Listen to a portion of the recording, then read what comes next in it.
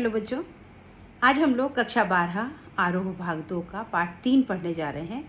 कुंवर नारायण जी की दूसरी कविता, छोटी सी कविता है जिसका कि शीर्षक है बात सीधी थी पर। इस कविता को पढ़ने से पहले मैं आपको एक टंग ट्विस्टर सुनाना चाहती हूँ, है ना। बड़ा मज़ा आएगा, सुन के देखिए।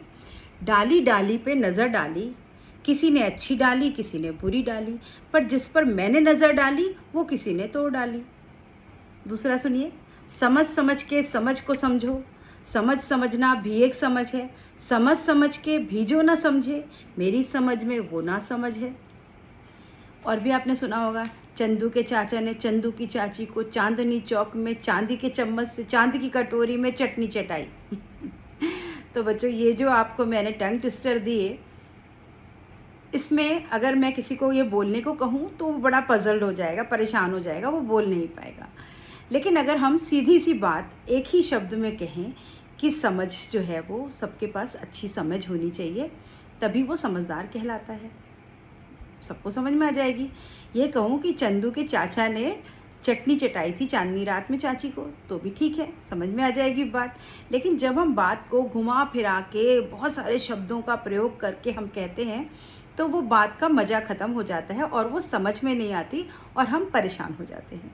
तो ये जो कविता पढ़ने जा रहे हैं हम, इसका सार भी यही है कि इस कविता में कवि क्या कहना चाह रहा है।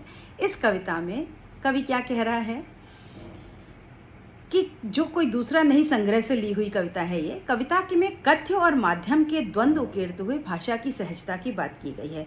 अभी भाषा का जो माध्यम है और जो कहा जा रहा है और जो शब्दों का प्रयोग है, उसमें सहजता नहीं है। जब वो सहज होती है तो वो अच्छे से समझ में आ जाती है। हर बात के लिए कुछ खास शब्द निश्चित होते हैं, ठीक वैसे ही जैसे कि हर पेज के लिए एक निश्चित खांचा होता है। अब तक जिन शब्दों को हम एक दूसरे के पर्याय के रूप में जानते हैं, उन सब के भी अपने विशेष अर्थ होते हैं। अभी आपने सिनोनिम्स सुने होंगे, पर्यायवाची सुने होंगे, लेकिन हर शब्द का प्रयोग अलग होता है, यूजेस अलग होते हैं। कोई शब्द हम कहीं पर यूज़ करते हैं, कोई शब्द हम कहीं पर प्रयोग करते हैं। अच्छी बात या अच्छी कविता का बनना सही बात का सही शब्द से जुड़ना होता है, और जब ऐसा होता है तो किसी दबाव या अतिरिक्त मेहनत की ज़रूरत नहीं होती, वह सहूलियत के साथ हो जाता है। कुछ कवि होते हैं जो अपनी विद्वता दिखाने के लिए, अपना पांडित्य दिखाने के लिए बड़े बड़े सुंदर सुंदर अलंकारों का प्रयोग करके, कठिन कठिन शब्दों का प्रयोग करके कविता लिखते हैं। माने जाते हैं, वो अच्छे बड़े कवि माने जाते हैं, क्योंकि कठिन शब्दों का प्रयोग करके कविता बनाना इतना आसान काम तो नहीं। लेकिन वो कविताएं आम आदमी को समझ में नहीं आती। अगर कोई साधारण भाषा में कविता लिखे तो वो हर बच्चे को समझ में आ जाती है। तो बात को सहज ढंग से कहने से बात का प्रभाव अधिक होता है। अगर आप बात को घुमा फुरा के, टेढ़ा मेढ़ा करके, बहुत सारे भारी भारी शब्दों के साथ कहेंगे, तो वो बात सब तक नहीं पहुंचती। और जब तक बात दिल को न छू जाए, तब तक आपकी बुद्धि में भी नहीं आती, उसका कोई प्रभाव नहीं होता। तो यहाँ पर कवि कविता को कैसा चाहता है कि कविता सहज होनी चाहिए। कविता ऐसे सहज शब्दों से बनी होनी चाहिए जो दिल तक छुए, पाठक के, पढ़ने वाले के मन को छू जाए, उसको समझ आ जाए, एक ही बार में वो अर्थ को समझ जाए। अब कविता देखते हैं। बात सीधी थी पर एक बार भाषा के चक्कर में जरा टेढ़ी फंस गई। अभी एक बार कवि कोई कविता कहना चाहता होगा, बड़ी सीधी सी बात वो कहना चाहता था, लेकिन भाषा के चक्कर में, यानी उसने थोड़ी कठिन भाषा का प्रयोग किया, उसके चक्कर में वो टेढ़ी फंस गई। अब वो बात जो थी वो उसकी फंस गई, क्योंकि बहुत सारे कठिन कठिन शब्दों का प्रयोग किया।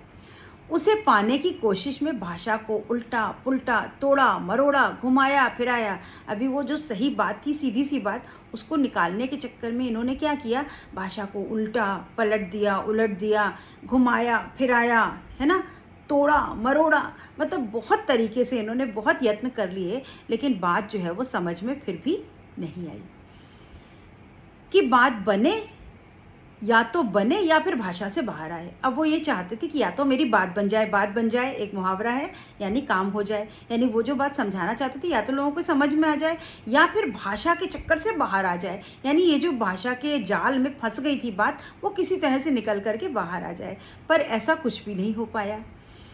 लेकिन इससे भाषा के साथ साथ बात और भी पेचीदा होती चली गई। अभी आप किसी चीज़ को, जैसे आपने कभी धागा देखा होगा, वो उलझ जाता है, तो उसको सुलझाना अगर हम चाहें और हम उसको खींचें, इधर से खींचें उधर से खींचें, तो क्या होता है, धागे में गांठ लग जाती है, वो बिल्कुल नहीं खुलता।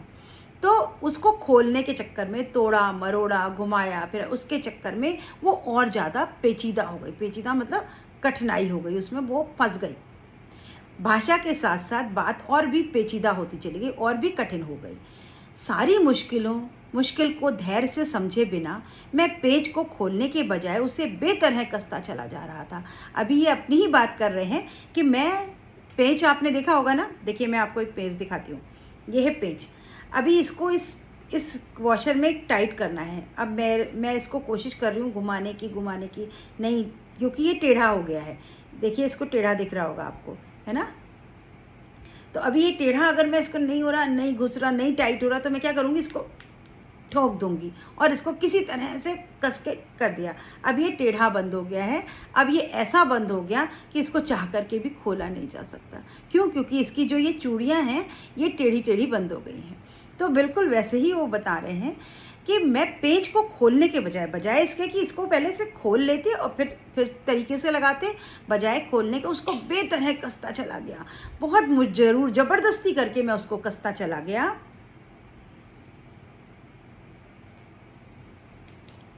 बहुत ज़बरदस्ती करके मैं उसको कसता चला गया, क्योंकि इस करतब पर मुझे साफ सुनाई दे रही थी तमाशबीनों की शाबाशी और वाहवाह।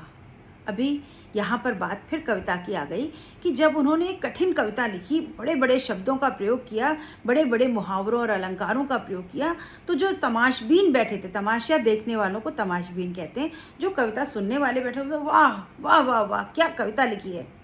भले समझ में कुछ आया हो या ना आया हो, सीधी सी बात को घुमा फिरा के भारी भारी शब्दों के साथ बोला, तो जो तमाशबीन बैठे थे वो वाह वाह कर उठे। तो इनको वो शोर सुनाई दे रहा था कि अरे वाह, लोग तो तारीफ़ कर रहे हैं। और ये खुश होकर कि इन्होंने और बात को घुमाना शुरू किया, जैसे कि पेज को ज़बरदस्ती कस देते हैं, तो इन्होंने उसी तरह से बात को घुमाना शुरू कर दिया। आखिरकार वही हुआ जिसका मुझे डर था। क्या हुआ? जोर ज़बरदस्ती से बात की चूड़ी मर गई। अभी ज़बरदस्ती करने से और ये ज़्यादा भारी भरकम बातें, शब्दों का प्रयोग करने से बात की चूड़ी मर गई। बात की चूड़ी मर जाना, बात का प्रभाव ख़त्म हो गया। जो बात ये कहना चाहते थे वो बात सुनने वाले श्रोताओं तक नहीं पहुँची। उस बात का असर जो था वो ख़त्म हो गया। हार कर मैंने उसको कील की तरह उस जगह ठोक दिया। फिर इन्होंने उसको, जैसे कील ठोकी जाती, कील को घुमाया नहीं जाता, कील को लगा करके ऊपर से ठोक दिया जाता है, किसी तरह घुसा दो, जैसी भी घुसे, टेढ़ी मेढ़ी, जैसी जाए वैसी जाए। तो उन्होंने हार कर जब देखा कि बात बनी नहीं पा रही है, बात लोगों को समझ में नहीं आ रही, तो उन्होंने कील की तरह बात को ठोक दिया और बात को ज़बरदस्ती लोगों को बता दिया। यहाँ पर क्या कहने का मतलब है कि कविता जो है वो सहज शब्दों में अगर उन्होंने समझाई होती तो उनको ज़बरदस्ती घुमाने की, तोड़ने मरोड़ने की ज़रूरत नहीं पड़ती, लोगों तक पहुंच जाती। लेकिन उन्होंने तारीफ़ों के चक्कर में, लोग तारीफ़ें कर रहे थे, वाह वाह कर रहे थे, तो ये खुश हो गए और उन्होंने और भारी भरकम शब्दों का प्रयोग किया, ज़बरदस्ती उसको पेंच की तरह कसा और जब देखा कि बात नहीं बन रही तो उसको कील की तरह ठोक दिया। ऊपर से ठीक ठाक, पर अंदर से ना तो उसमें कसाव था ना ताकत। अभी आपने फर्नीचर बनते देखे होंगे, दरवाजे लगते, खिड़कियां लगते देखी होंगी, तो उसमें पेंच लगाए जाते हैं। पेंच से चूड़ी पर पेंच टाइट होता है, वो मजबूत होता है, और कील जो है, और जब उसको ज़बरदस्ती ठोक देते हैं तो वहाँ पर गड्ढा बन जाता है और थोड़े दिन बाद कील जो है वो लूज़ हो जाती है और वो जगह से बाहर निकल आती है। तो हुआ क्या? ज़बरदस्ती करने से क्या हुआ? ऊपर से तो ठीक ठीक दिख रहा था, लग रहा था हाँ हाँ लोगों को समझ, लोग वाह वाह कर रहे थे, पता नहीं उनके बात समझ में आ रही थी कि नहीं, लेकिन अंदर से उनको समझ नहीं आई। ना तो उसमें कसाव था, ना तो उनकी बात का वो प्रभाव आया, ना ताकत थी, ना उस बात में वो मजबूती थी। बात ने, जो एक शरारती बच्चे की तरह मुझसे खेल रही थी, मुझे पसीना पोंछते देखकर पूछा, क्या तुमने भाषा को सहूलियत से बरतना कभी नहीं सीखा? अब यहाँ पर बात शब्द का मानवीकरण कर दिया गया कि बात शब्द जो है वो एक शरारती बच्चे की तरह मुझे देख रही थी। बात जो थी वो शरारती बच्चे, अच्छा तुम मुझे तोड़ मरोड़ रहे थे, तुम मुझे घुमा रहे थे, मुझसे खेल रहे थे, तो उसने सोचा मैं भी तुमसे खेलती हूँ, मुझे पसीना पोंछते। अब ये कवि जो थे वो भारी भरकम शब्दों का प्रयोग करें, पसीना पोंछ पोंछ के लोगों को अपनी कविता सुना रहे थे। तो जब पसीना पोंछना, परेशान होते देखा, तो बात ने पूछा, क्या तुमने कभी बात को सहूलियत से प्रयोग करना नहीं सीखा? मतलब बात ने खुद इनसे कहा, एक बच्चे की तरह पूछा, बात ने एक छोटे बच्चे की तरह इनसे पूछा कि क्या तुमको सहज ढंग से बात कहना नहीं आता? काश तुमने सहज ढंग से बात कही होती तो लोगों को बहुत आराम से समझ में आ जाती, तुमको इतने भारी भरकम शब्दों का प्रयोग करने की आवश्यकता ही नहीं पड़ती। तो यहाँ पर बात का मानवीकरण कर दिया गया एक छोटे बच्चे के रूप में। पूरी कविता का सार क्या है कि कविता हो या कोई बात हो, अगर आप सहज ढंग से सरल शब्दों में लोगों तक पहुंचाएं तो बात का प्रभाव होता है।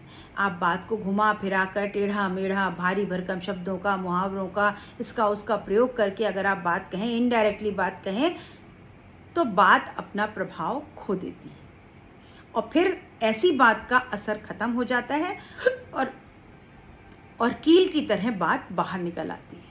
उसका कसाव जो है वो खत्म हो जाता है, उसमें वो असर नहीं रह जाता। आई होप आपको समझ में आई होगी बच्चों कविता। अब यहाँ पर इस कविता में पहली बात तो इसकी विशेष क्या है कि ये मुक्त छंद की कविता है। इसमें ये छंद मुक्त कविता है, इसमें कोई छंद का प्रयोग नहीं किया गया। बिल्कुल जैसे कि एक गद्य लिखा जाता है वैसे ही कविता लिखी गई है। और बात शब्द का बार बार प्रयोग करने से अनुप्रास अलंकार है, जिससे कि बात में सुंदरता आ रही है। उसके बाद यहाँ पर उपमा अलंकार है, उपमा देकर के बात को समझाया गया है। कील का, पेंच का उपमा देकर के आपको बात को समझाई गई है। उसके बाद आपको आखिरी वाली पंक्तियों में बात जो है वो उसका मानवीकरण कर दिया गया छोटे बच्चे के रूप में। तो छोटी सी कविता है, बहुत सुंदर कविता है, लेकिन बहुत इम्पॉर्टेंट कविता है। आपकी परीक्षाओं में इसमें से प्रश्न अवश्य पूछे जाते हैं। तो आई होप आपको समझ में आ गई होगी और हम लोग इसके प्रश्न उत्तर करेंगे अगले वीडियो में। तब तक के लिए बच्चों गुड बाय और मेरे चैनल को लाइक शेयर सब्सक्राइब करिए और देखते रहिए बच्चों। बार बार आप वीडियो लगा करके सुनिए। किताब आपके पास है, पुस्तक में अपनी पुस्तक खोल लीजिए और वीडियो लगाकर सुनिए। पंक्तियाँ अपनी पुस्तक में देखते जाइए और वीडियो में आवाज़ सुन करके आप उसको समझने की कोशिश करिए। आपको पूरा पाठ अच्छी तरह समझ में आ जाएगा। मिलते हैं अगले वीडियो में। Good bye.